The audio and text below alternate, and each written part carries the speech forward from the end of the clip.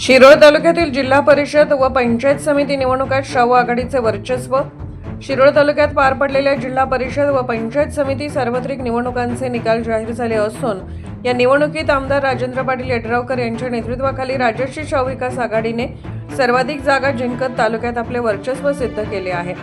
मतदारांनी केलेल्या कौलामुळे शिरोळ तालुक्यात आमदार राजेंद्र पाटील यड्रावकर यांच्या शाहू आघाडीला मोठे प्राबल्य मिळाले आहे। जिल्हा परिषद निवडणुकीत एकूण 7 मतदारसंघापैकी शाहू आघाडीने 4 जागांवर विजय मिळवला।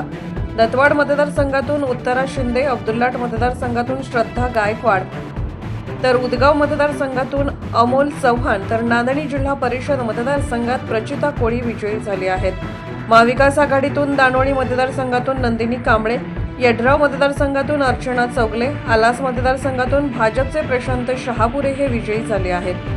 पंचायत समिती निवडणुकीत एकूण 14 पैकी शाहू आघाडीने 10 जागांवर विजय मिळवत स्पष्ट आघाडी घेतली आहे।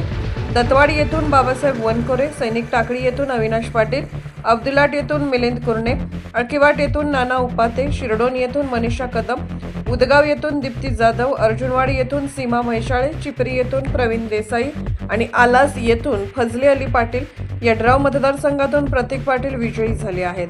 महाविकास आघाडीतून कोथळी मतदारसंघातून ज्योती शरद कांबळे आणि गणेशवाडी मतदारसंघातून राजश्री मानकापुरे, दानोळी पंचायत समितीतून दीपाली होगले, नांदणी मतदारसंघातून नीलम म्हेत्रे या विजयी झाल्या आहेत।